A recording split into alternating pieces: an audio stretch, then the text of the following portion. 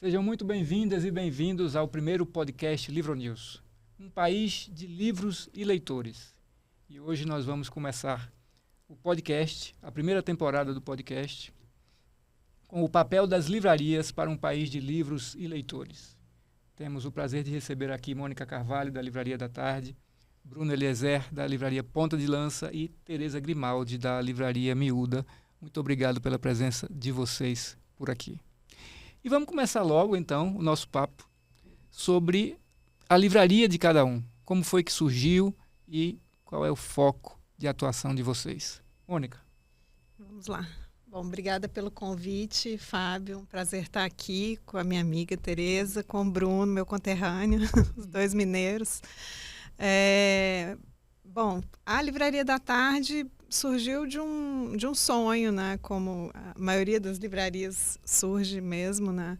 De trabalhar com cultura nesse país, com livros. Eu venho, né, de mundo corporativo, trabalhei 18 anos na área de RH e consultoria.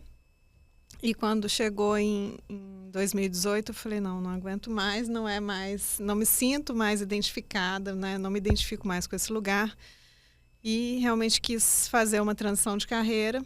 E pensando, né, nas possibilidades, me veio um sonho de adolescente, assim, de uma menina que frequentava livrarias, que amava livrarias, de abrir uma livraria. E na época, isso veio muito também em função das crises que estavam acontecendo na cultura e na Saraiva, saindo muitas matérias no jornal, né, na mídia, sobre a falência, a concordata e tal. Eu falei, bom, se tem livraria fechando, quem sabe não tem uma oportunidade de abrir. E foi assim que eu inventei de abrir a Livraria da Tarde.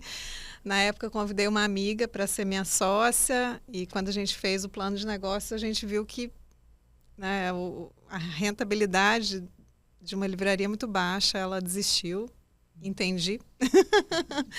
E eu segui com o sonho sozinha e abri a Livraria da Tarde em dezembro de 2019. Né? 3 meses depois, fui pega pela pandemia, eu e o mundo inteiro. Ficamos com a livraria fechada 90 dias, foi bem difícil, 2020, mas a gente criou aí uma forma, né, de entregar para os clientes, venda pelo WhatsApp, e a gente superou esse tempo. A Livraria da Tarde, então, vem de lá para cá crescendo, né, e se estabilizando, né, se estabelecendo nesse mercado livreiro. E o nosso foco maior é ficção, né? Embora eu tenha uma seção de não ficção de humanidades, temas ligados a humanidades, especialmente psicanálise, que também é a minha formação. Mas o forte da Livraria da Tarde, sem dúvida, é ficção. E tanto para adultos, juvenil e infantil, a gente trabalha com livros maravilhosos de literatura. A gente, né, tem uma preocupação em ter bibliodiversidade, então a gente se preocupa muito em trazer diferentes editoras, diferentes formatos de livro, né? Hoje a gente tem aí uma gama muito especial de livros em diferentes formatos. E a gente tem uma preocupação desde o início também de formar novos leitores. Então a gente tem hoje 2 clubes de leitura ativos na Livraria da Tarde. E fora isso a gente faz bastante bate-papo, né? E os lançamentos também. Massa. Obrigado. Bruno. Bem, eu sou o Bruno, eu sou o dono da Ponta de Lança.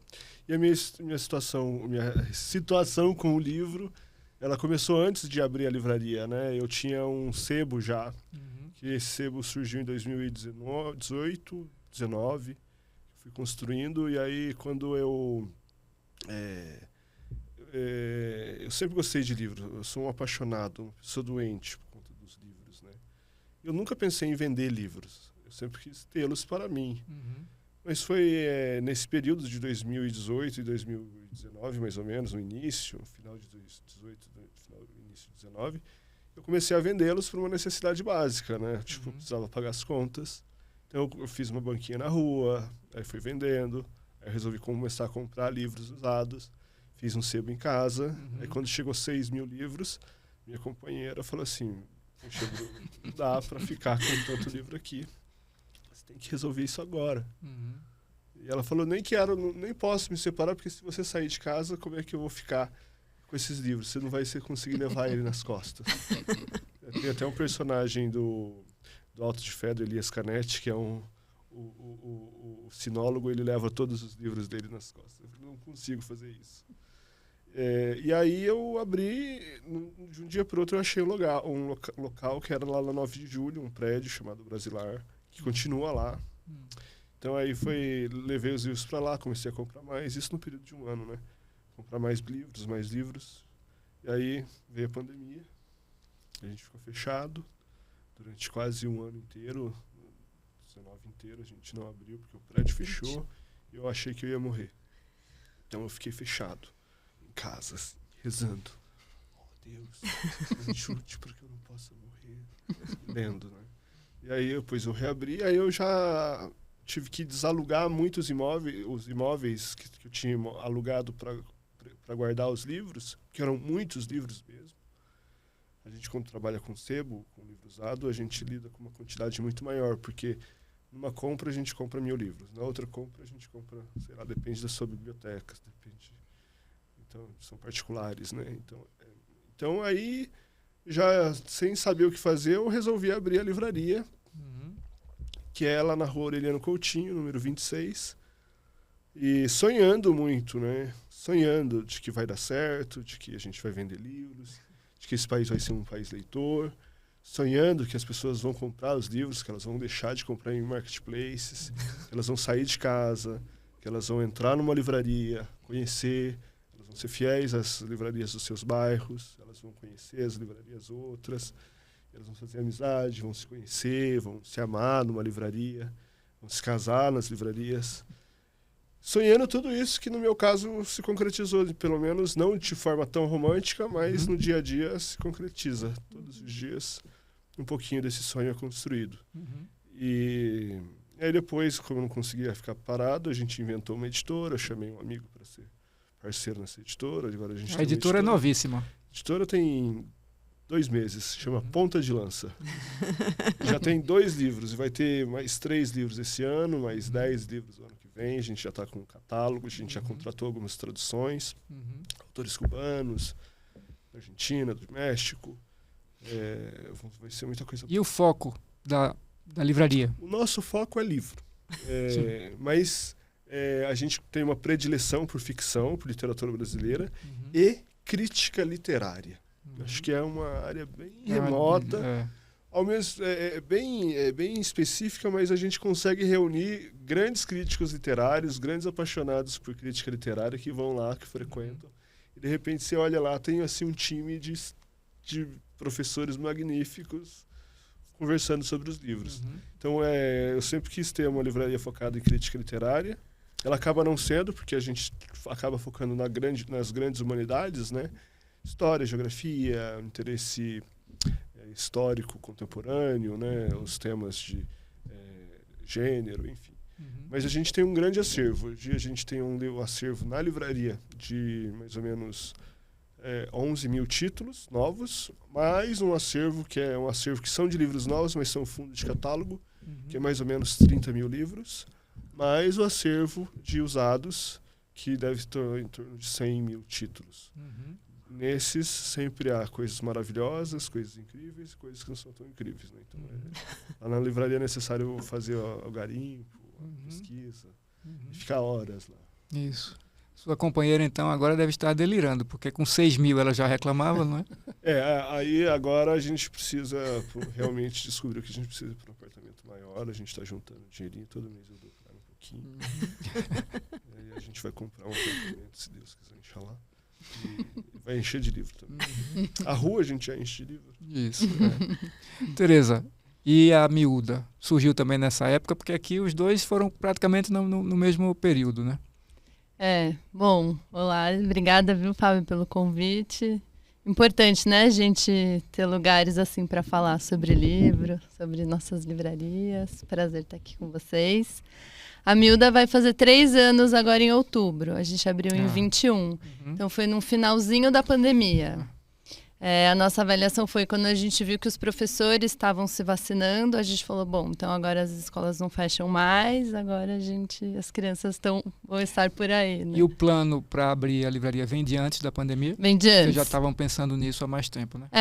Assim como a Mônica, assim como acho que a maioria veio de um sonho e de um projeto da minha sócia Júlia, que ela tem filhos e nós duas somos da educação, somos pedagogas, eu também sou formada em artes visuais. A gente se conheceu trabalhando em escola e ela vinha mapeando pela experiência dela com os filhos dela, tal, que faltavam lugares legais para você ir com uma criança ver livros, conhecer livros. Também fechando as grandes, né, as grandes redes, ela avaliou que era o melhor momento para fazer isso em 19.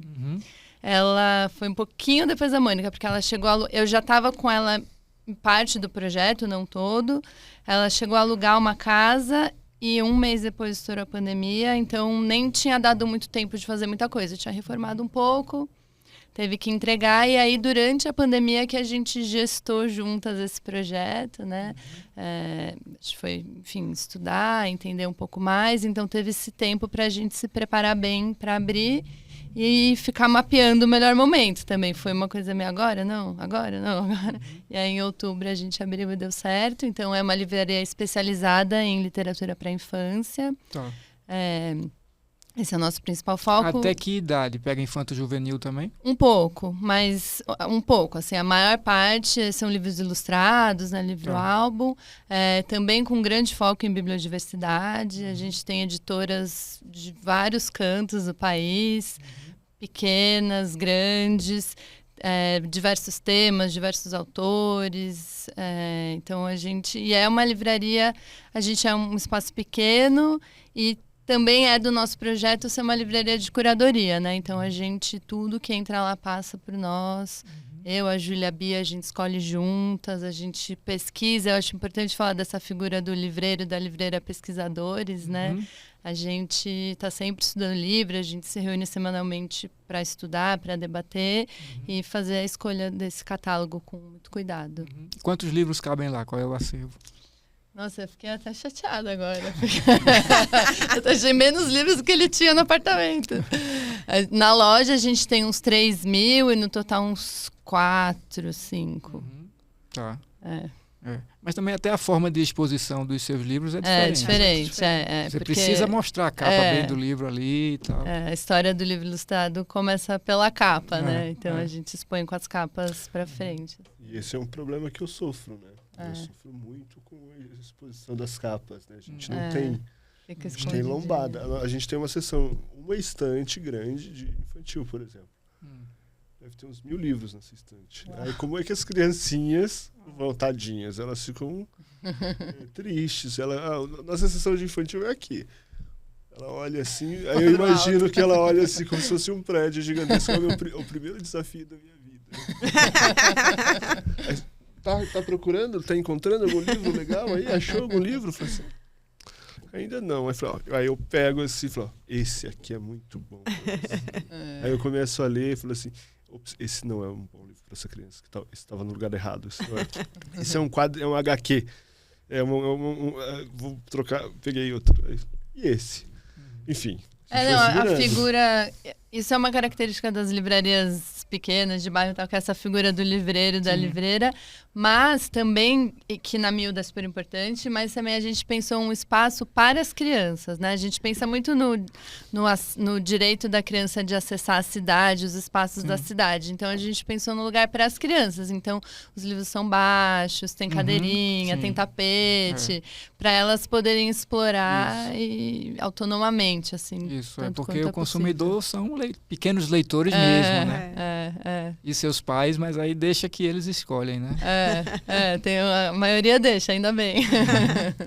Massa. Vocês estão em São Paulo, que é a cidade do país que mais tem livrarias, mas eu queria saber como é a relação de vocês com editores e, inclusive, também autores independentes de outros locais do país, já que a gente está falando aqui de um país de livros e leitores. Como é que esse pessoal, como é que esses livros chegam nas livrarias de vocês e como é que é a relação de vocês com as pessoas que formam esse universo de fora de São Paulo? Pode começar, Mônica. Tá bom. Vamos lá. Fábio, bom, eu falei aqui da bibliodiversidade, né? E a gente procura trazer editoras do país todo para ter aqui também. É claro que às vezes é difícil, né? Tem editoras que não têm essa relação próxima, assim, né? Como é que faz para mandar os livros e tal? Mas eu tenho editoras, por exemplo, a CEP, né? É uma editora que eu tenho na Livraria da Tarde de Pernambuco, né? Mas a gente tem um grande parceiro que viabiliza muito isso, que são os distribuidores, sim, né? Isso. Então, muitas das vezes eu pego via distribuidores, né? Editoras de fora desse eixo, Rio, São Paulo, Minas, né? Eu trabalho bastante com editoras do Rio Grande do Sul, né? Ou, enfim, da Bahia, enfim, do Nordeste. Às vezes numa relação direta, às vezes via distribuidor, que funciona bem. E muitas que me procuram, querendo colocar os livros na Livraria da Tarde, eu tento orientá-las, se para elas for viável, colocar no distribuidor, para que elas tenham essa vastidão, vamos dizer assim, né? De chega possibilidades, de chegar em mais lugares, em mais livrarias, porque a relação, se for um modelo de consignação, né, é muito pesada para todo mundo, tanto para as livrarias quanto para as editoras, fazer esse controle, né? Então, se você consegue concentrar num distribuidor, facilita a vida de todo mundo, né?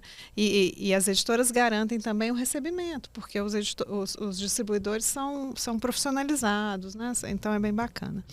Então a gente tem essa preocupação de trazer diferentes editoras de diferentes lugares, editoras pequenas, editoras independentes. Com os autores de autopublicação, isso para mim é um ponto delicado, assim, né? Eu já até, inclusive, sofri, assim, com autores brigando um pouco comigo, né? Porque, poxa, mas é uma livraria independente, não recebe livros. Bom, como eu falei anteriormente, eu venho, né, de outro mercado, eu venho de mundo corporativo e eu trouxe, né, alguns conceitos que são muito importantes para a Livraria da Tarde, que é de trabalhar com profissionalismo. Então, eu não tenho nenhum livro na Livraria da Tarde que não tenha chegado via nota fiscal, né? Então, o autor independente, ele não consegue emitir uma nota fiscal. E às vezes ele fala para mim, tá bom, mas eu tenho uma MEI, eu consigo emitir uma nota fiscal. Mas se não é uma nota fiscal de produto, eu também não consigo receber, né? Precisa ser... E aí Mas deixa eu aproveitar e te fazer uma pergunta aí nessa questão de ligação. Se houvesse uma legislação que favorecesse isso, você receberia mais? Com certeza. Com certeza. A gente poderia receber sim, testar, né? Eu sempre digo o seguinte, né? Quando um autor consegue colocar o livro dele em algum distribuidor, por exemplo, né? E ele fala para mim, Mônica, meu livro está lá no distribuidor. Eu trago. Só que o autor, ele também tem que entender que não é papel da livraria divulgar o livro dele. Né? Isso acho que é também um processo de educação que a gente tem que fazer, né? Porque, imagina, o Bruno falou desses números incríveis que a livraria dele tem. A Livraria da Tarde tem 19 mil livros, 17 mil títulos. Gente, se eu for ficar divulgando um título do autor independente, porque ele foi lá, conversou comigo e me pediu... Não cabe, né? Assim, eu recebo livros, a gente recebe livros, muitos livros toda semana. Não há vazão para tanto, entendeu? Então, assim, o autor, ele tem que também fazer um trabalho de divulgação do livro dele, né? Eu sempre dou como exemplo uma escritora que eu adoro, que esteve lá na Ponta de Lança recentemente, que é a Aline Bey. Né? Eu sempre digo para os escritores independentes que vão lá, eu falo, segue a Aline. Ande nos passos que a Aline fez, porque é uma autora que eu admiro profundamente. Acho que ela faz um trabalho brilhante. Ela é uma escritora talentosa. Começou de baixo mesmo, né? Começou de visibilidade. Né? E ganhou o Brasil, né? E que dirá daqui a pouco está ganhando o mundo aí. Então, eu acho que os autores precisam também, porque eles ficam esperando, né? Tem uma questão muito egóica de ver o livro dele lá na livraria, na estante. Meu filho, eu não quero ter um livro na logo estante. na porta, né? Ou exposto na porta. Eu não vou ter um livro na sua estante que vai ficar parado lá na minha livraria, porque isso é custo para o livreiro.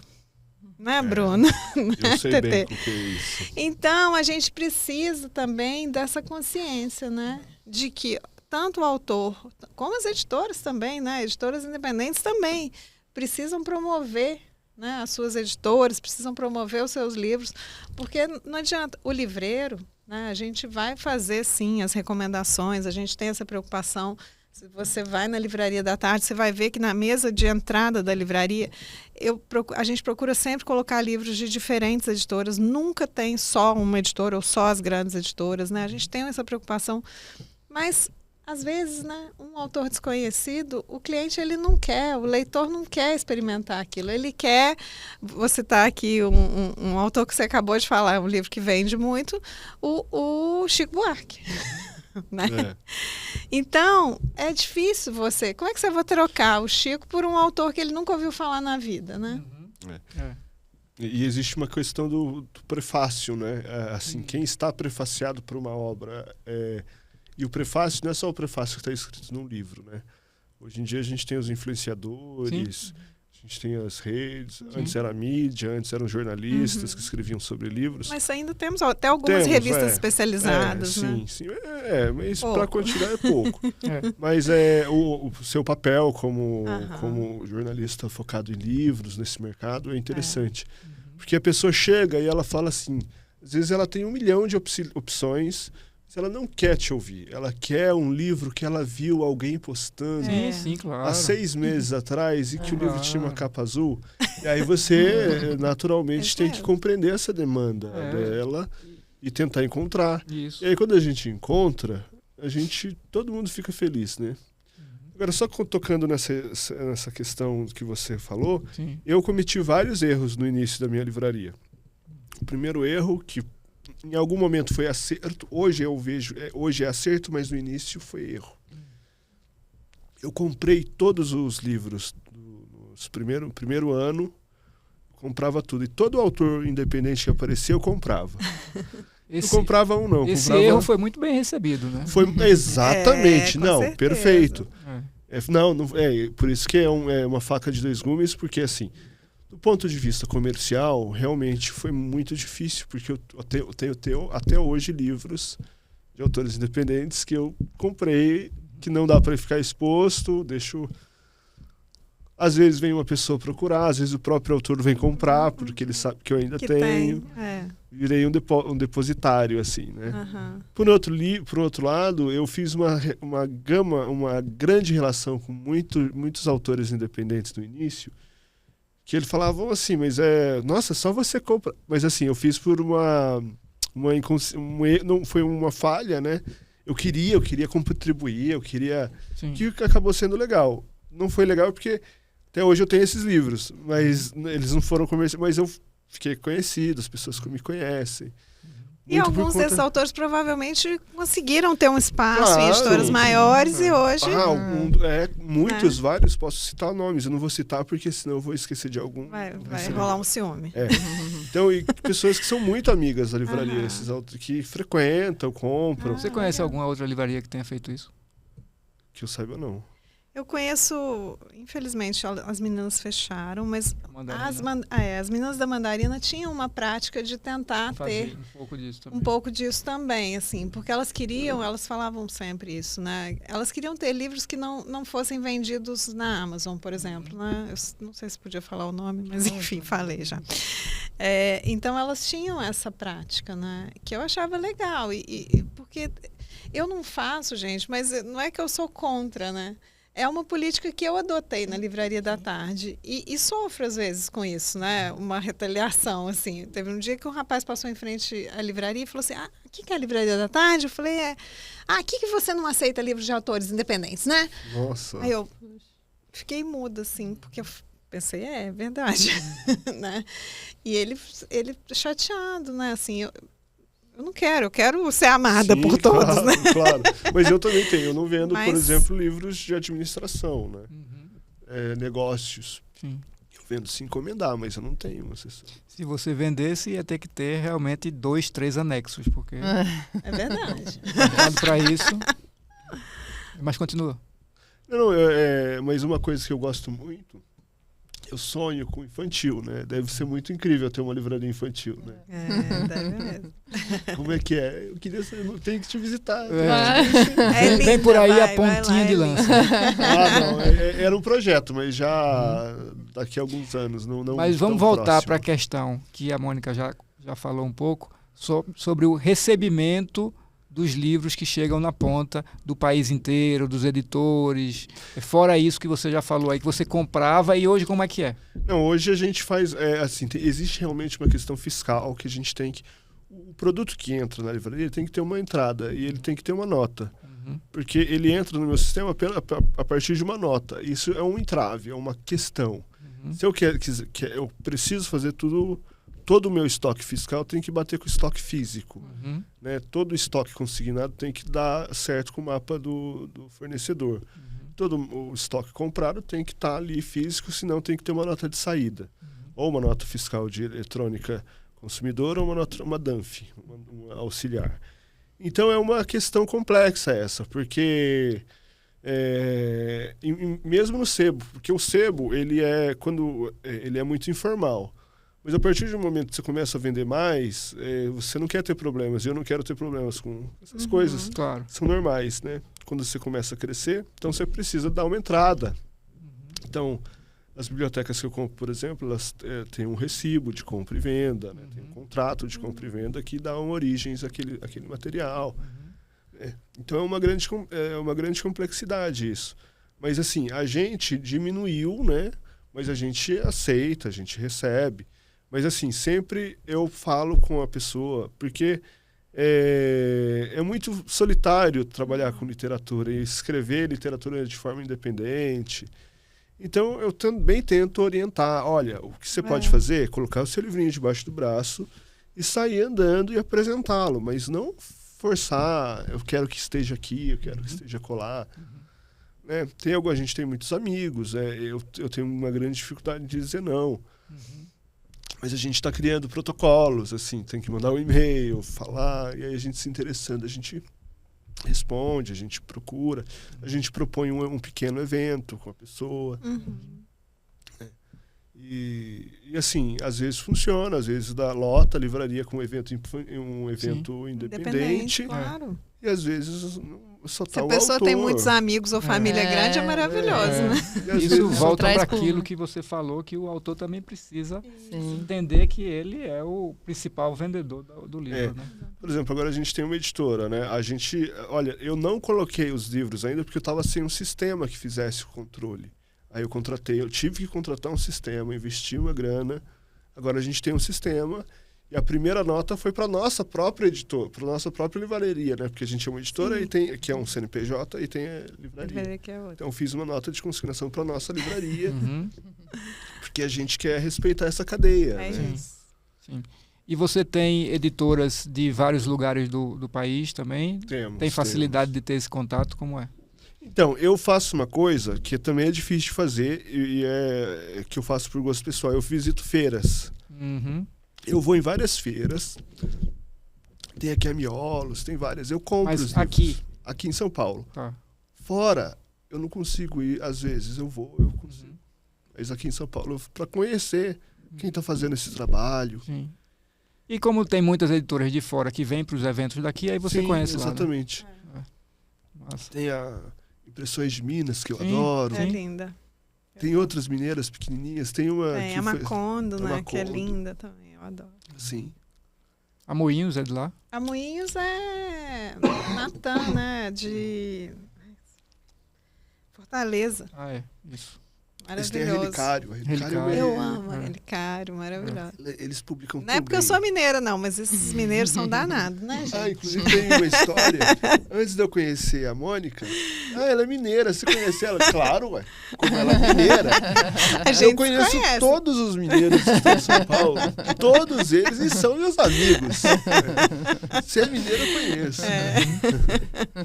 Tereza, como é esse fluxo por lá na Miúda?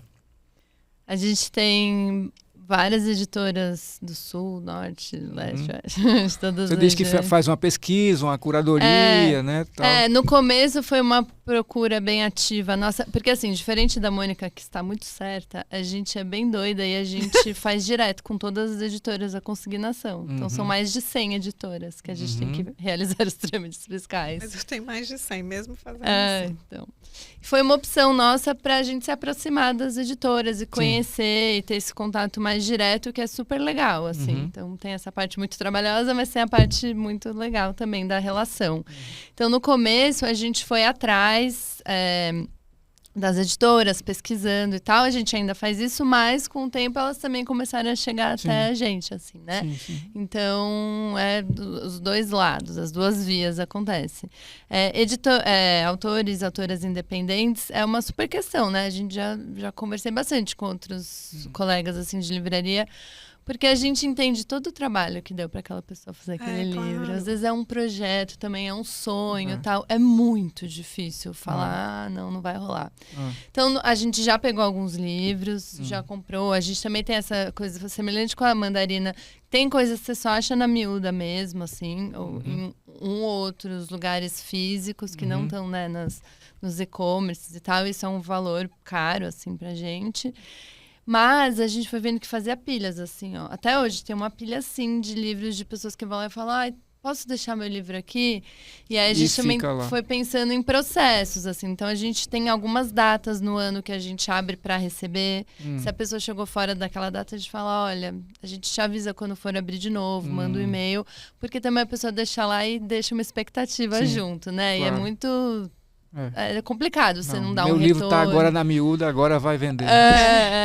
Ou você dá um retorno negativo também é super difícil. Pra gente é muito difícil. E como a gente tem também a questão do espaço, a questão da curadoria, tem livro que realmente não dialoga. A gente, em 3 anos, não aprendeu a dar uma negativa tranquila, assim.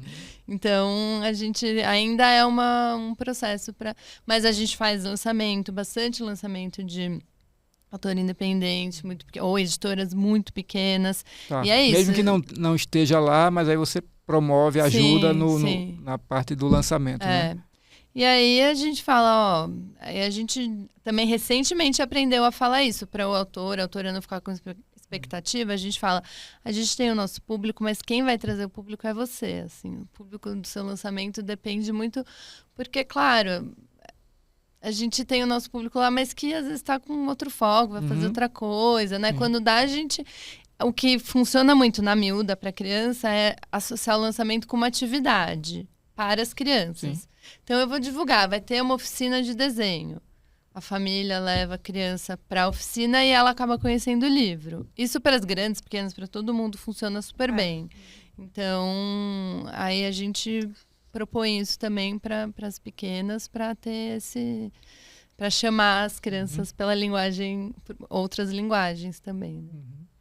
Vamos entrar num assunto agora que é o seguinte. A gente já falou sobre isso aqui rapidamente, mas hoje em dia as livrarias têm uma concorrência muito forte dos pontos de venda virtuais, né? Então, o que resta para a livraria como atratividade para esse público que está ali acostumado na pontinha do dedo para escolher o livro, para ver o preço, vai no lugar que está mais em conta, pede o livro, chega em casa. Então, é um outro mundo em que a venda online está muito, muito disseminada. Inclusive, isso termina influenciando no mercado do ponto de vista das editoras que vendem diretamente, ou até dos próprios autores que vendem diretamente. Mas... ao mesmo tempo, a gente sabe a importância da livraria para todo esse universo leitor e formador de leitura no Brasil. Então, qual é a estratégia de vocês? Como é que vocês estão vendo essa realidade? O que é que vocês estão fazendo para levar a gente para as livrarias que não podem mais ser, inclusive eu acho que vocês concordam com isso, somente pontos de venda? Mônica. Fábio, bom, todos nós aqui fazemos muito mais do que vender livros, né? Porque se a gente só vender livros, as contas não fecham. Então, a gente faz muito mais do que isso. Você falou, né? Tem muitos pontos de venda online. Tem. Inclusive das próprias livrarias também, né? Das próprias livrarias, as editoras, os marketplaces, como o Bruno citou, a Amazon. Agora parece que vem outro aí, grande player, para entrar nesse mercado também, porque viu que o perfil de público que consome livro é um perfil de público muito interessante. Então, as livrarias, eu vou falar da minha, mas eu acredito que eu esteja falando por várias aqui, desde que abriram essas livrarias que a gente chama de charme, né, livrarias de rua, a gente se reinventa todos os dias pensando em ações que a gente pode fazer para o cliente. Além dos eventos que a gente faz, os lançamentos, os clubes de leitura, mas são... Né, na Livraria da Tarde tem um café, né, que também atrai um público.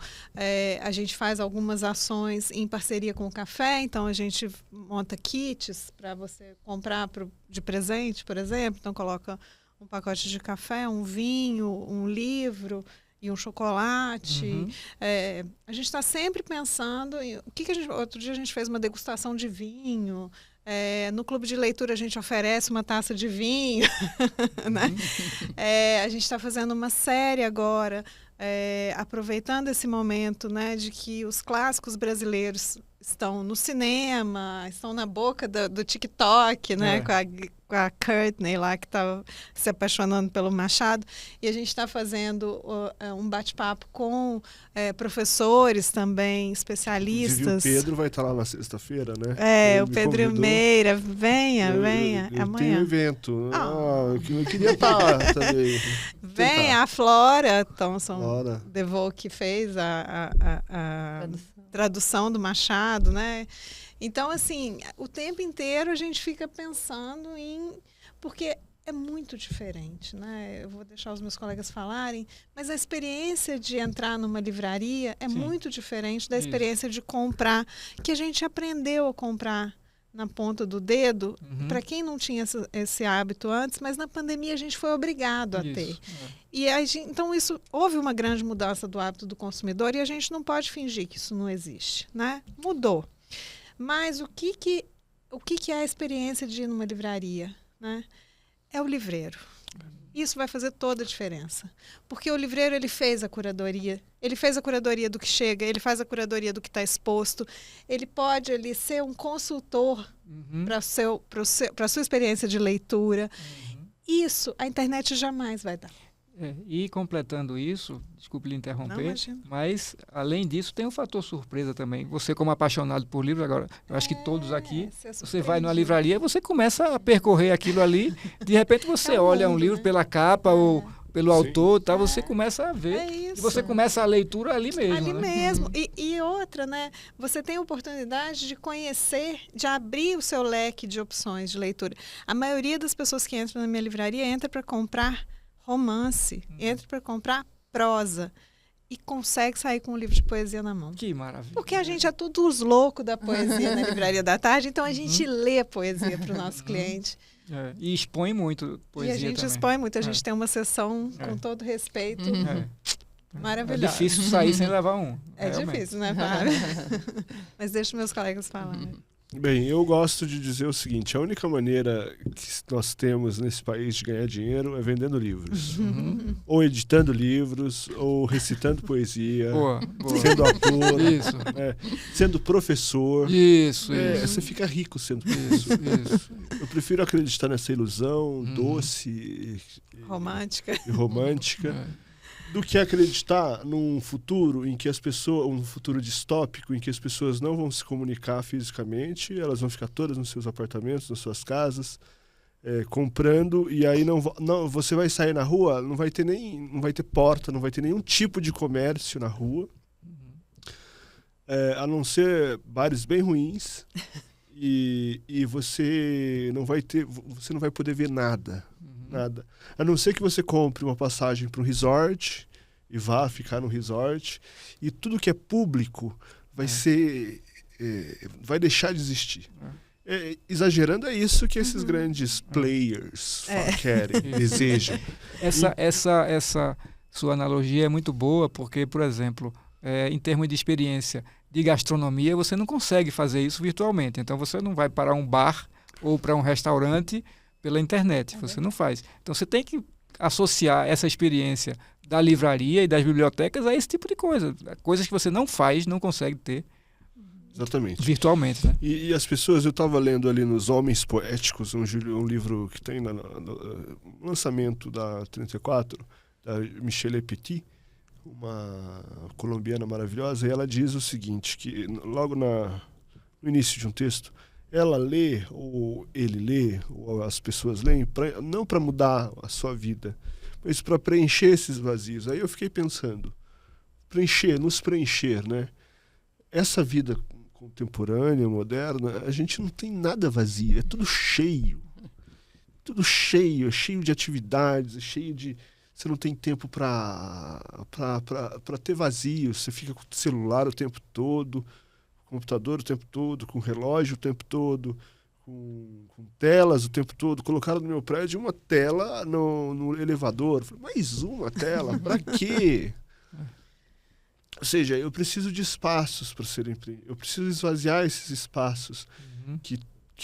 Porque hoje o que vale mesmo é... O que vale dinheiro, já que o sistema capitalista valora tudo, é a nossa atenção, né? Onde está a nossa atenção? Isso. Então eu quero sair de todas essas atenções, quero me esvaziar tudo para poder ler, para poder preencher meu espírito, preencher as pessoas com histórias, com leituras. Isso é muito importante para mim. Então, quando falam que desse grande conflito que há entre leitores e vendedores de livros, leitores e livreiros, livreiros e editoras e marketplace. Poxa vida, é um conflito que existe, mas a gente tem que entender que se a gente seguir pelas leis do mercado, pelas leis, a gente vai se fuder de um jeito muito grande, a gente vai se ferrar, né? As editoras precisam saber disso, que o livro dela está exposto e ter alguém falando sobre o livro dela na minha livraria vai ser interessante. Nas nossas livrarias vão ser interessantes. Vai ser legal. E uma editora que tem um outro modelo de negócio, que ela quer vender direto, ela optou por um modelo que exclui a livraria. E se ela exclui a livraria, eu acho que ela está errada. Ela falou assim, meu amor, vamos conversar. Você não quer ter seus livros aqui? Você não acha interessante ter um espaço que é dedicado ao que a vender aquilo que você produz? Né? Então, eu acho que a gente tem que sempre manter um diálogo, né, sincero. E, claro, pagar todo mundo direitinho, não fazer como os exemplos ruins que a gente teve. Saraiva, Cultura. Cultura está querendo se reabrir, mas é dificílimo, né? Eles não pagaram.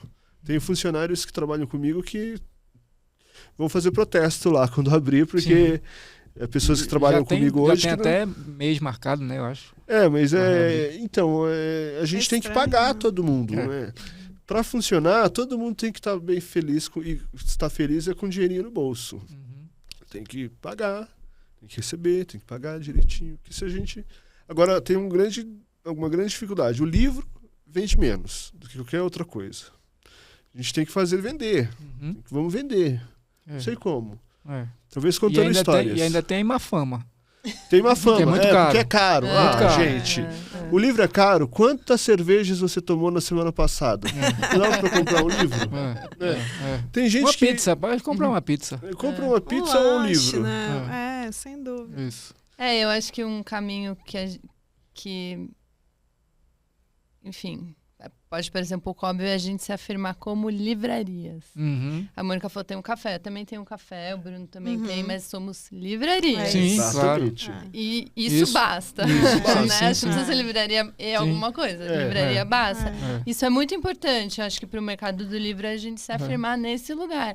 Muito legal ter livros sendo vendidos em outros lugares. Não tenho nada contra, mas essa figura da livraria tem que estar assim, bem estabelecida, eu acho.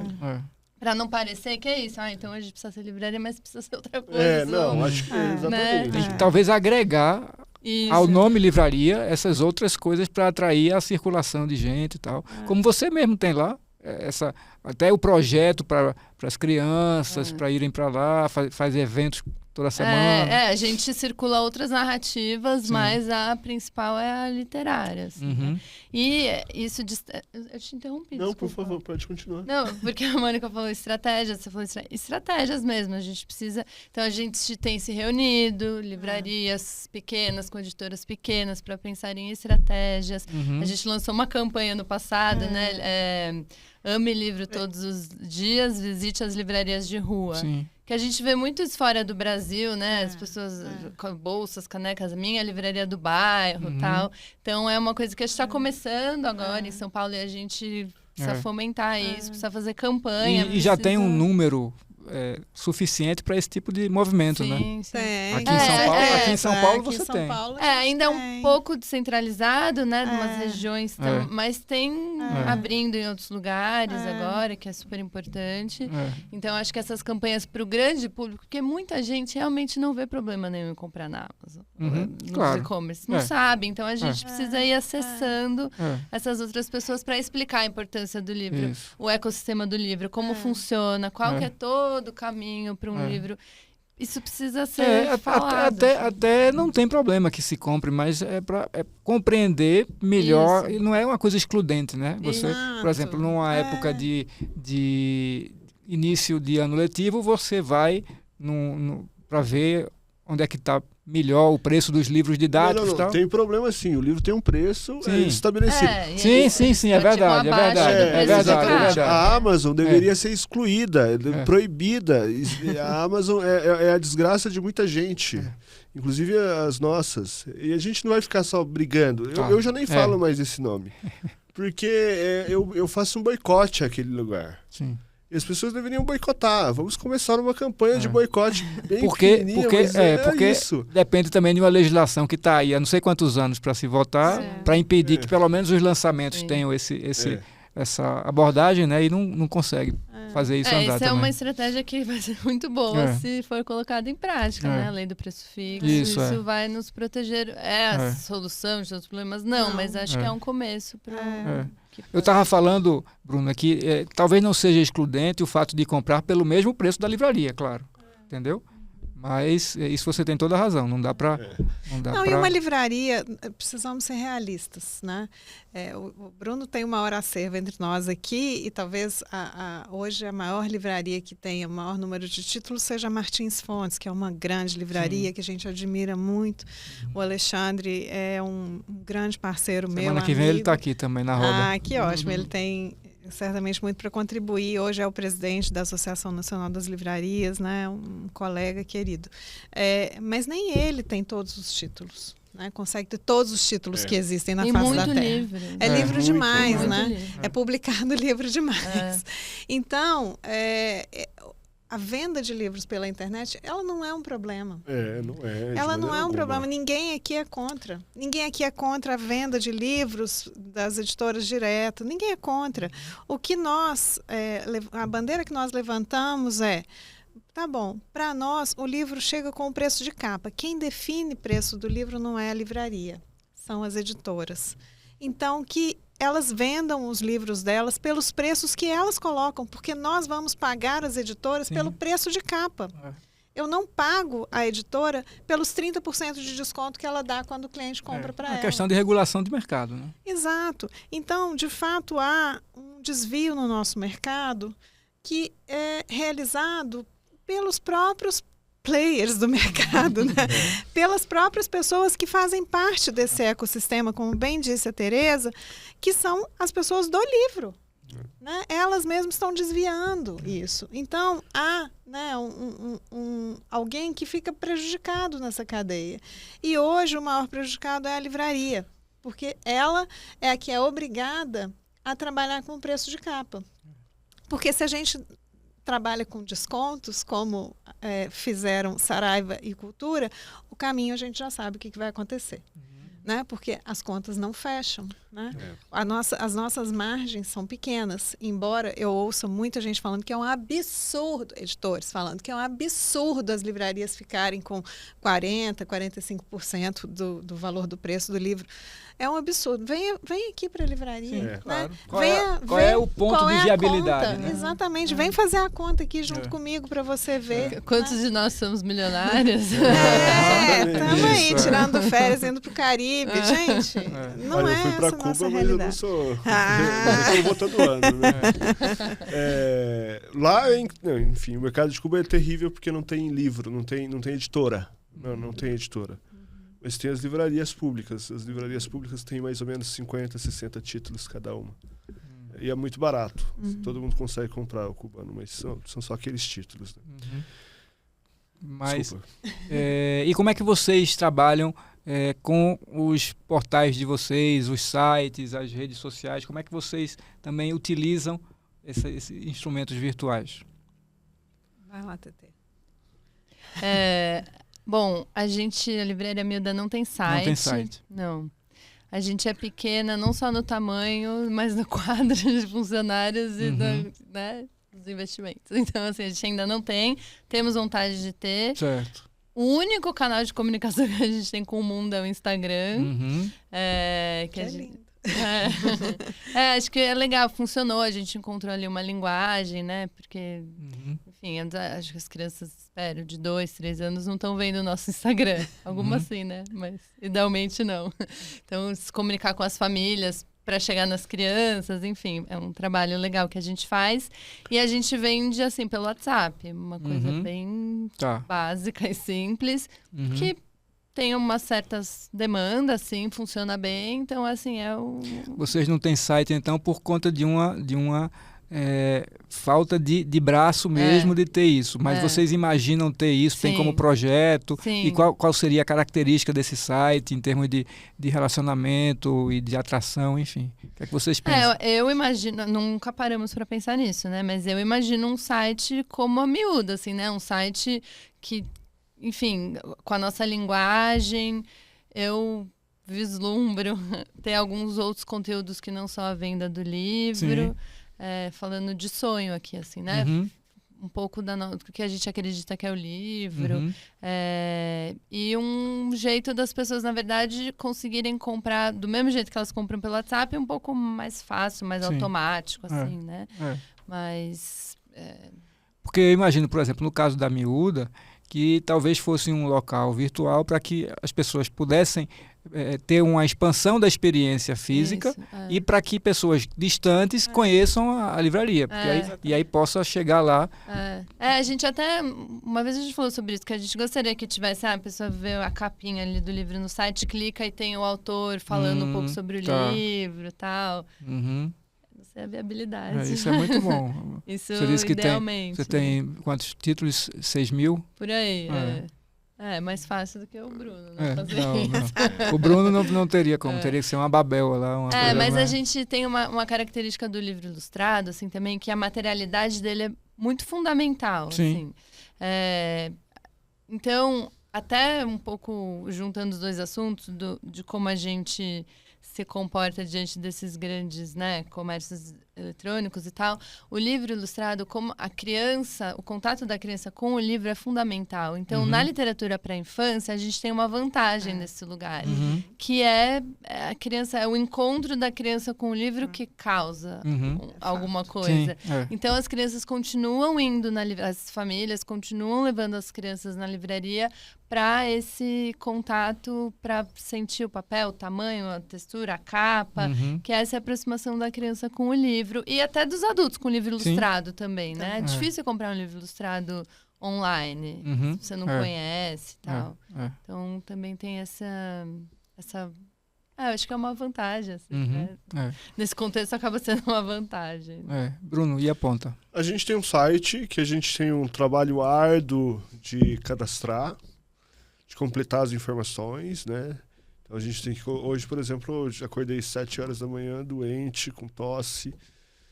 Mas eu fui lá no computador da livraria e fiquei cadastrando, 10 livros que eu consegui fazer, porque tem que estar com todas as informações para ir para o site, né? Para você Então a gente tem um site, a gente tem uma pessoa que cuida do site, mas a gente vende muito pouco, mas a gente conquista muitas pessoas que acabam descobrindo a livraria pelo site. Pelo site. Né? E até tem uma mensagem que alguém me mandou, não sei se eu vou conseguir achar rápido, mas ela achei até interessante, que foi, ele disse, quer ver? 1, 2, 3, deixa eu ver aqui. Não vou achar fácil. Não, é que eu estou no e-mail errado, peraí, deixa eu ver aqui. Contato pelo site. Ela disse o quê? Ele disse, nossa, que legal que é o seu trabalho, alguma coisa assim. Depois eu encontro. Mas é algo que as pessoas descobrem, a livraria. Uhum. Ó. Por exemplo, alguém escreveu, Bruno Eliezer, muito legal a tua sacada. Está este conceito que você imprimiu no seu negócio. Pelo visto, você uniu o útil ao agradável e ama muito trabalhar com cultura. Vida longa, Livraria Ponta de Lança, para você e para todos que servem dessa comunidade. Um bastião contra a ignorância. Então, por exemplo, essa pessoa comprou um livro pelo site, ela recebeu o livro e depois ela me disse eu imagino que ele tenha pesquisado o que é a livraria e mandou essa mensagem. Então a gente tem um retorno muito grande. Essa pessoa comprou de Curitiba. Uhum. Então a gente tem esse retorno, que as pessoas acabam descobrindo o que é isso. Né? Uhum. E aí as pessoas veem lá, a livraria ela é muito... é um lugar de muito afeto. E como a gente faz as coisas é diferente também. Cada uma tem um jeito, né? Então eu acho que a gente vai... É meio que quase que comunitário mesmo. A gente vai construindo as pessoas... Construindo junto com as pessoas que frequentam. E aí a gente vai fazendo. E isso é um local de vizinhança mesmo. E isso é o nosso poder, né? A gente tem que se fortalecer enquanto comunidade, se fortalecer, se ajudar enquanto grupo. Várias pessoas frequentam a livraria. Isso tem um custo, né? Um custo, às vezes, de tempo, às vezes emocional, às vezes... Mas, assim, no meu caso, como eu faço parte daquela comunidade, eu banco ele. Né? Não sei até quando, mas é um grande prazer estar ali com todas as pessoas e construindo isso. E, claro, vendendo livros, que a minha psicanalista disse. É importante que comprem, não é? Eles estão comprando? Estão comprando. Eu brinco sempre que o amor, o afeto que a gente recebe, infelizmente, não paga os boletos, né? Se o dono do meu imóvel aceitasse, gente, eu estava rica. Né? Porque o dinheiro que entra eu não precisaria dar para ele. Né? Mas, infelizmente, não é o caso. Então, as pessoas precisam comprar. Eu falo sempre, as pessoas que entram lá, nossa, que livraria linda, e fotográfica, e vão embora. Aí você fica eu falo triste. Para elas, não dá vontade de falar, filho, se você não comprar um livro, quando você voltar, não vai ter mais. Exatamente. Né? E é triste isso que a gente tem aqui, que falar reforçar o óbvio, né? isso. Né? Mas no Brasil é assim, a gente tem que falar o óbvio sempre. Né? Porque se a gente não falar, talvez as pessoas achem outras coisas. Uma coisa óbvia é não grudar chiclete debaixo da mesa, debaixo das cadeiras. Vocês têm esse problema de vocês? Jura? Então, assim, é um problema que eu não tenho na minha livraria. Mas eu já visitei uma que tinha. Aí eu fiquei doído pela outra pessoa. Pode, chiclete não. É verdade. Mas assim, é óbvio, né? Mas a gente também não é dono de toda... A gente comete erros, nós somos totalmente humanos. Quando eu estou de mau humor, eu não trabalho, eu não abro livraria quando eu estou de mau humor, eu já perdi... Verdade? É verdade. Quando eu estou de mau humor, eu não vou. Mas quando que você está de mau humor, Bruno? Acontece? Acontece pelo menos uma vez por mês. Uma vez por mês, então você... Uma vez eu não vou na livraria porque eu tô de mau humor. Não, mas você não fecha, as pessoas vão lá. As pessoas trabalham lá, mas eu não vou porque senão... Tá. Você não fecha a livraria, vai matar alguém. Fechado para balanço emocional. Não, na verdade, uma vez a cada ano. Ah, tá. Melhorando uma vez a cada ano. Mas eu já tive péssimas experiências de estar de mau humor, num dia ruim. Sim. Lidar com o público... Recebe um cliente ali também não tão... Mas eu acho que lidar com livro é lidar com gente e livro. É amar as pessoas, é entender que a pessoa ela não sabe o título, ela não sabe nada, às vezes ela daquele livro, mas ela quer ler. Então você tem que contribuir, falar, vamos encontrar esse livro.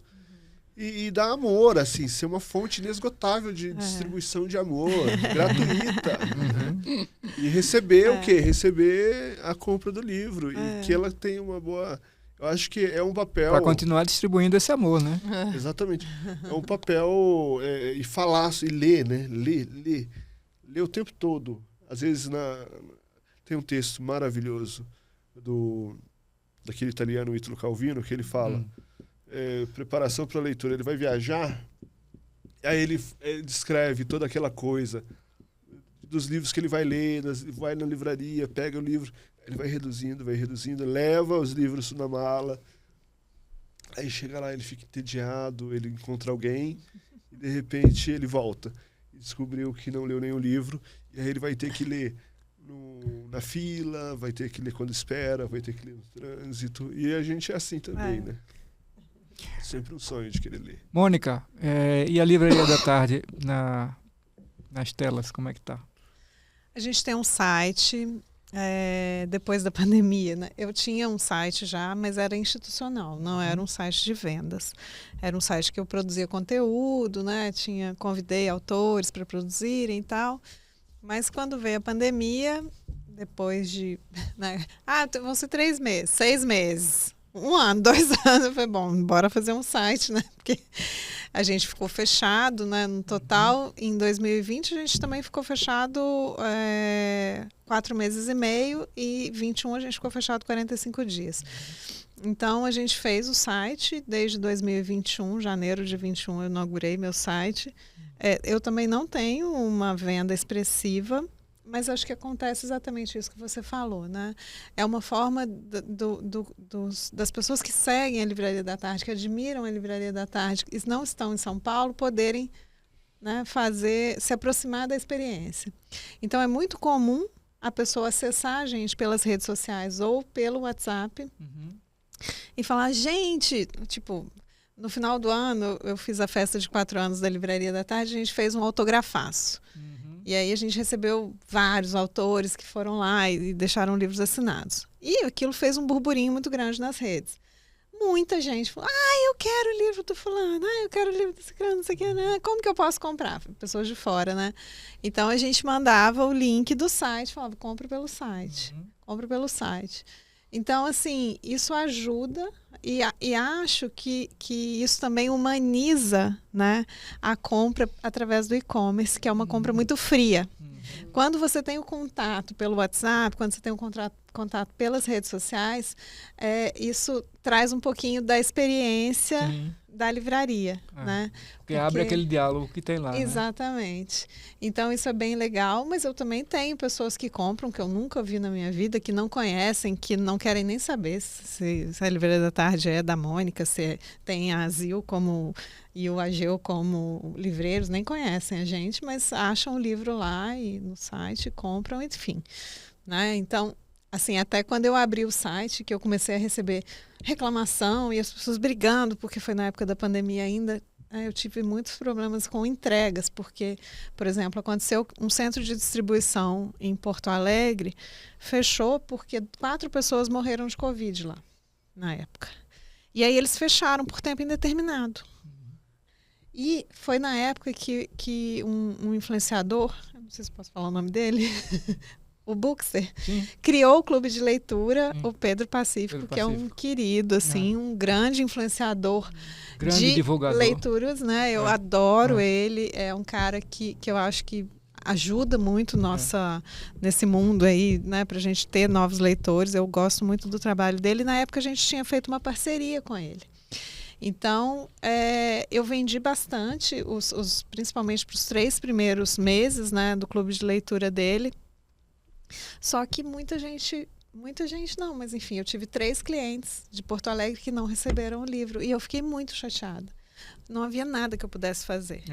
Uma pessoa foi super compreensiva e 2 pessoas, assim, ligaram detonando a gente. E a gente está acostumada a receber o quê? Amor. Aí começa a receber o quê? Paulada. Foi traumático, assim. A Tamires, na época que trabalhava comigo, ela falou, eu não quero mais cuidar do site. Sabe? E aí a gente foi aprendendo também como tratar, como lidar com esses problemas que muitas das vezes não estão nas nossas mãos, os problemas, mas é problema nosso, né? O correio que não entregou, mas é problema da livraria. Eu troco muito com o Beto, da Simples, e o Beto fala, Mônica, eu vou lá e mando outro livro. Vou tomar prejuízo mesmo, mas é melhor, sabe? Então, a gente vai fazendo essas coisas. Tem uma coisa que a gente não fala na Ponta de Lança, mas a Ponta de Lança tem muitos haters. Tem gente que fala bem bizarro, manda e-mail anônimo. Umas coisas, mas assim, eu não dou bola pra isso. Claro. É preferível nem falar. Quando eu vejo, alguém tem alguns, tipo, eles sempre colocam uns nomes e falam mandam umas mensagens, eu apago, excluo imediatamente, porque... E também tem gente que vai lá, que é super... Assim, eu tô lidando com o comércio. É normal, isso mesmo. Normal. O bom é que esses, quando são muito escrotos com a gente, eles não voltam. E as pessoas legais, elas sempre voltam. Um bom pensamento.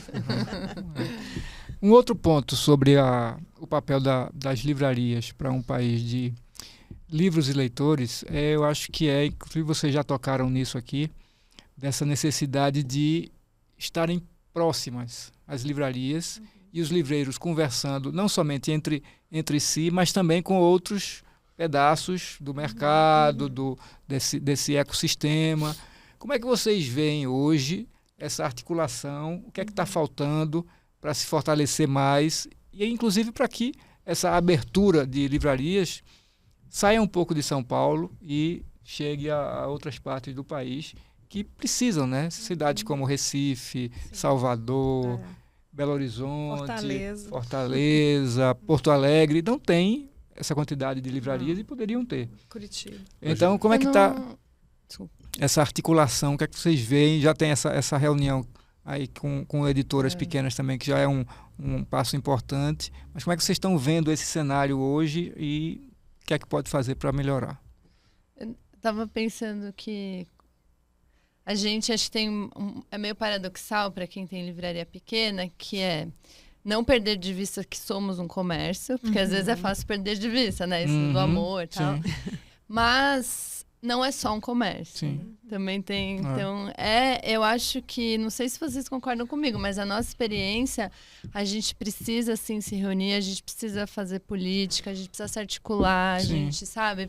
Não é só de ficar lá Dá, claro que dá, mas assim, eu acho que a gente fica com essa gana, assim, de militar. É uma militância. Isso, assim, exatamente. Eu acho que é uma militância. E é uma questão, inclusive, política, porque você, por exemplo, quando você fala muito em discurso em favor dos livros, da leitura, do acesso à leitura, e não dá um estímulo para a criação de livrarias, por exemplo, de bibliotecas comunitárias, de espaços de leitura no país, você entra em contradição com o que você mesmo diz. Então, você tem hoje, por exemplo, no governo federal, um ponto muito bom, que é essa nova secretaria do Fábio... Como é o nome dele? Pegou todo mundo. Que é a Secretaria Nacional do Livro e Leitura dentro do MINC. Isso. Né? Então, esse é um passo institucional importante, que ele está aí trabalhando para fortalecer o setor de uma maneira geral e tal, e é muito bom que isso exista dentro do cronograma oficial, mas a gente vê que falta uma articulação maior em prol dessas coisas objetivas, porque a gente precisa ter uma lei do preço fixo, a gente precisa ter estímulo. Agora mesmo está abrindo uma livraria nova lá no Recife, infantil. Aí eu perguntei, você teve que tipo de apoio para abrir? Nenhum. E não tem, vocês não têm esse tipo de apoio, mas era bom que vocês tivessem condição de demandar esse apoio, porque a livraria tem um papel social importante. A gente agora está tentando se articular para... É um trabalho, assim, de formiguinha, né? O que... Eu não sei se vocês passam por isso, mas várias pessoas... Queria que fossem muitas, não são muitas... Me lembrei do nome do secretário, para a gente não ficar devendo isso, Fabiano Piuba. A gente recebe... Até agora a gente está para marcar uma reunião com uma pessoa ali perto de Búzios... uma cidade perto de Búzios, me fugiu o nome agora. Que ela quer abrir uma livraria e pede pra gente compartilhar um pouco, tal. Isso a experiência. gente já fez algumas Sim, vezes. isso, exatamente. Assim. Então, acho que isso é uma coisa que, por enquanto, a gente pode fazer, assim, particularmente, cada Sim. um, né? Então, a gente tem... É difícil, às vezes, arrumar um espaço na agenda, né? Muita correria e tal, mas a gente faz isso, então... Eu acho que quando vai abrir uma nova, vocês recorrem a quem já tem lá, já existe para dar dicas, né? Mas é meio nesse lugar da dica mesmo, exatamente. Né? Não tem uma política que favoreça o empreendimento de uma livraria e a sobrevivência das livrarias. Enfim. Fábio, eu acho que você usou a palavra certa, que eu estava aqui pensando. Política. A gente nunca teve nesse país políticas públicas de valorização da leitura, né? Então, ou MINC ou Ministério da Educação, não tem, nunca teve. Você pode buscar isso, né? Então, eu acredito, e nós, como pequenas livrarias, não vamos conseguir influenciar isso, tá? A gente está aqui falando, eu espero que esse podcast chegue para muita gente, mas as entidades do livro precisam fazer essa mobilização. Sim, né? Exatamente. Então, Era assim, isso que eu queria chegar também. A gente tem a CBL, a Câmara Brasileira do Livro, a gente tem o SNEL, que é das editoras, e a gente tem a ANL, que é a Associação Nacional das Livrarias, que hoje está conseguindo ocupar um espaço importante dentro desse ecossistema. Ficou um tempo, né, um pouco parada, mas acho que agora, né, com as novas 2 diretorias que tivemos, né, a gente tem conseguido progredir um pouco nesse aspecto, mas ainda acho que a gente não chegou ainda nesse ponto de influenciar para termos políticas públicas. Eu não acredito, e vou ser muito pragmática aqui, sinceramente.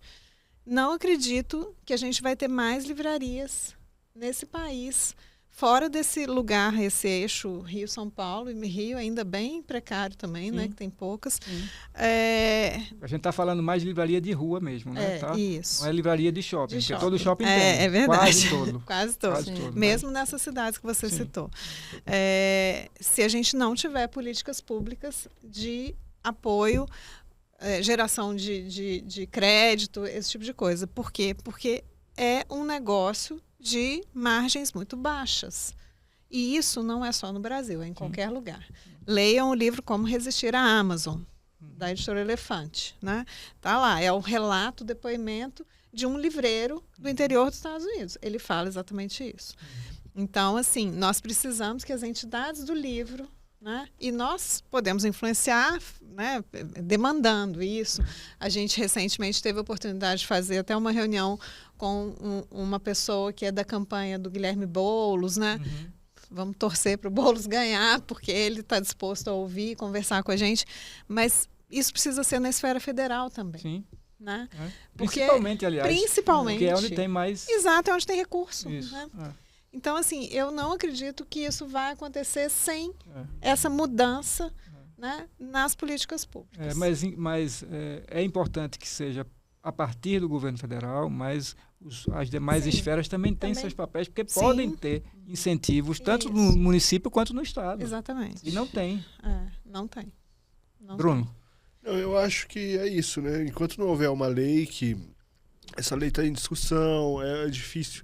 Ela começa com o nome anterior, que é Lei do Precipício. Agora ela mudou para Lei Cortês. Lei Cortês. Cortês, porque ela significa que eu vou ter condições de vender o livro pelo mesmo valor que qualquer outra pessoa durante um período. Isso vai dar condições de que a pessoa que vai comprar o livro possa escolher comprar de mim. Porque o valor não é nem um período muito longo, não. Se eu não me engano, é 6 meses, uma coisa assim. É só uma parte. Um ano só, máximo. E é só uma parte dos livros, só os lançamentos. E a percentual pequeno. A gente tem que ter uma política mesmo. A Mas promoção para da além leitura... dessa lei, desculpa te cortar, Bruno, lei de formação de leitores. Exato, sim, isso que eu ia falar. Porque essa lei ela está focada especificamente numa parte dessa cadeia, vamos dizer assim. Mas incentiva a leitura, gente. A gente tem uma pessoa que é um grande batalhador disso, que é o José Castilho, né? Vamos conversar com ele também. Ele é maravilhoso, é uma pessoa que eu admiro muito. é um cara que, né, que está em Brasília, influencia, né? Ele está como consultor, se não me engano, Isso, né, do Fabiano, mas, gente, ainda não é suficiente, né? Isso não se transformou em política pública. Né? Porque os planos, eles até existem e têm sido construídos, cada cidade tem o seu também, o Estado deve ter. O problema é botar isso, tirar do papel, né? Tem livros, mas às vezes não tem quem faça. Sim, exatamente. Serem lidos. Serem lidos. Então, o problema é muito grave, né? Mas assim, eu acho que falta formação de mediadores de leitura, né? As escolas têm os seus professores de leitura e tá indo, acho que é um começo bom. Mas falta mediadores, assim, eu acho que cada esquina biblioteca, né? Falta biblioteca. Falta estrutura, biblioteca nas escolas, comunitárias, enfim. Esses dias eu fui, Muita esse coisa. ano ainda eu fui visitar a Biblioteca Monteiro Lobato, que é próximo de casa. Difícil, porque tinha poeira em todo canto que eu olhava. A livraria, a biblioteca... Você sobe lá onde estão os livros infantis, não tem pessoal para lidar. Tem uma pessoa que fica cadastrando o livro num sistema que é antigo, que já não é mais aquilo. Hoje o bibliotecário ele é um mediador de leitura, ele é um formador de leituras. Então, assim, é uma coisa que muito anacrônica. E formar leitores é estar em discussão, com o livro na mão, ouvindo, falando, lendo em conjunto. A gente também tem clubes de leitura lá na ponta e a gente tem, assim, um grande resultado. A gente tem 3. 2 de prosa e 1 de poesia, todo mês. E assim, a gente nem divulga, porque é lotado sem divulgar. Sim. Enfim, é uma loucura. Então tem público, as pessoas querem, desejam, anseiam. Mas é preciso que o mosquitinho da leitura vá e pique elas. Depois que ela é picada... E assim, eu sou esse mosquitinho nesse momento, lá na pontinha. Então eu vou picando as pessoas, vou chamando adeptos para nossa corrente. É isso, né? A gente sabe que precisa de esferas maiores, mas aqui a gente também não está parado, assim. Sim, não, claro. Mas vocês vislumbram possibilidades de organização mais nesse nível de vocês mesmo, para tentar chegar mais para cima, assim, as livrarias conseguirem, já com esse tipo de debate com as editoras pequenas, tal, como é que vocês veem a própria ação da ANL nesse sentido? Porque também depende um pouco dessa organização, né? Porque a gente está falando aqui com 3 livrarias, de um conjunto de dezenas que tem só na cidade de São Paulo, e fora as outras que tem também pelo país, mas assim, como é que vocês se organizam e podem fazer com que isso seja mais bem potencializado? Hoje eu acho que a gente tem começado um trabalho de formiga mesmo aqui, né? Esse grupo pequeno ainda, mas a gente, né, eu faço parte da diretoria da ANL, né? E a gente tenta fazer esse diálogo, né, com a ANL também. Então, tem um grupo pequeno também do Alexandre, que é o presidente, com livreiros de rua, para a gente poder tentar fazer essa ponte. Mas, Fábio, é difícil. Eu acho que é difícil porque a gente está aprendendo e está sendo bom fazer essa reunião com as editoras para que a gente comece a olhar para fora do nosso umbigo, né? Certo. Porque acho que é normal. A tendência da gente é olhar para as nossas dores só, né? Então, quando você começa a ter esses diálogos com as editoras, a gente começa a perceber que a gente tem dores parecidas e dores bem diferentes. E que muitas das vezes a gente vai andar lado a lado, mas a gente não vai se encontrar. Porque tem demandas muito diferentes. Né? Então, eu acho que a gente está, por enquanto, né, aparando as arestas. Né? Porque acho que a gente vem de um tempo que foi muito difícil para as editoras, que sofreram muito com as quebras das livrarias, né? E a gente sempre cita a Cultura e a Saraiva, mas tiveram pequenas livrarias também que foram quebrando e que foram deixando de fazer acertos e que foram, né? Eu tenho vários amigos editores que falam, eu tirei meus livros dessa livraria. Livrarias que não necessariamente fecharam as portas, mas que foram parando de pagar, né?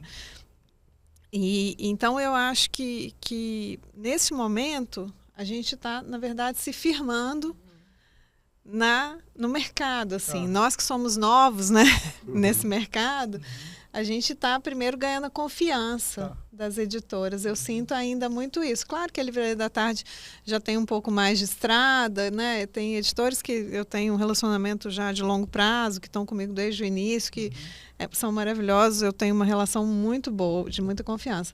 Mas eu sinto que não é geral, né? Muitas livrarias ainda estão firmando isso. Então, acho que tem um caminho que a gente está percorrendo antes de crescer para isso, mas acho que todos nós esperamos, sim, né, que esse movimento ele se expanda para que a gente consiga ter, porque é interesse de todo mundo, claro, né? Claro. Que tenham outras livrarias, que esse mercado funcione de forma mais ética, né, de forma melhor, né? Todo mundo quer isso. Então, se a gente quer a mesma coisa, eu acho que não vai ser tão difícil. E mesmo as editoras que vendem pelo site, elas gostariam muito de ter seus títulos nas livrarias. Com né? certeza. A gente Até porque os autores também querem. A gente tem 2 exemplos de editoras. Se eu estiver falando muito, me cortem, por favor. Mas eu acho legal falar isso. 2 exemplos de editoras que foram criadas para venderem apenas online. E hoje elas colocaram seus livros nas livrarias por demanda. Sim. Os clientes chegavam e pediam. Né? Eu vou citar o nome de uma delas, que é uma parceira querida que eu amo muito, que é a Carambaia. Né?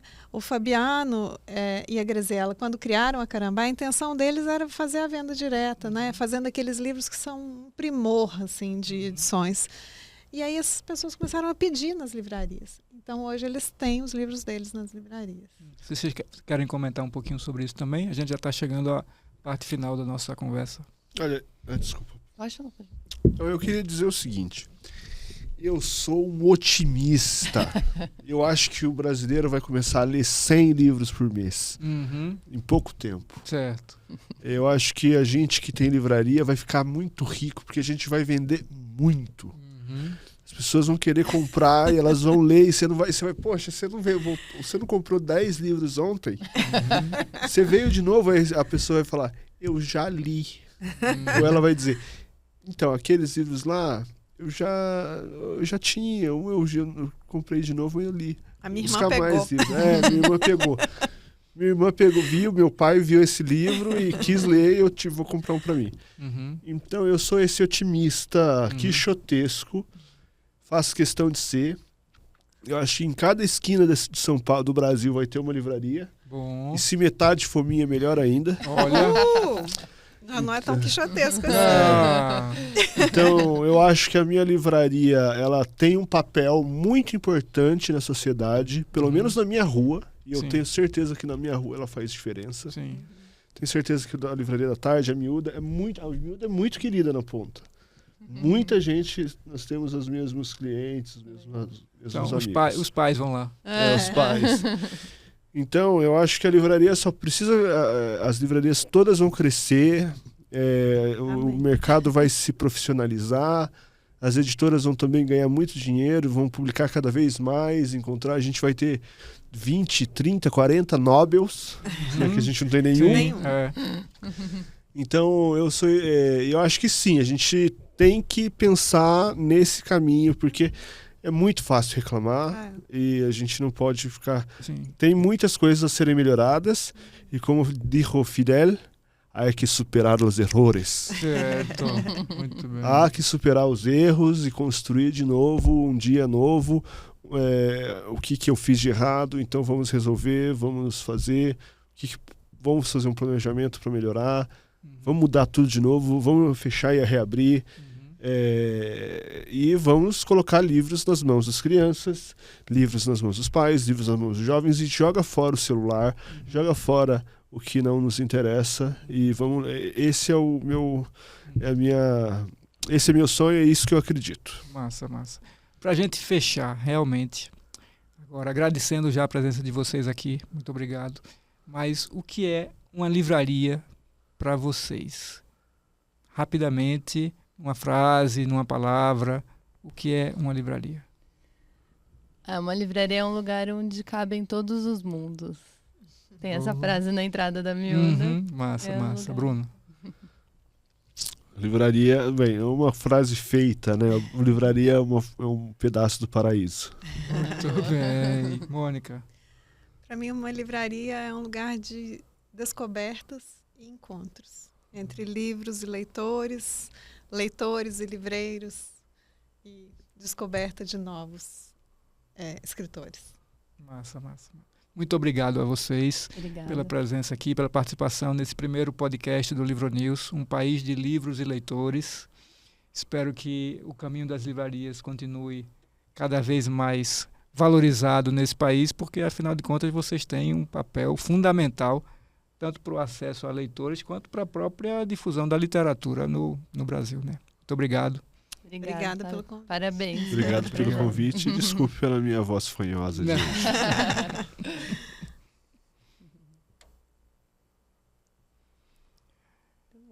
Valeu, gente. Bom, legal. Muito bom. Pode ficar aqui o dia inteiro. Vamos tomar uma cerveja? Muito Que tal, né? assunto, né, Tá. gente?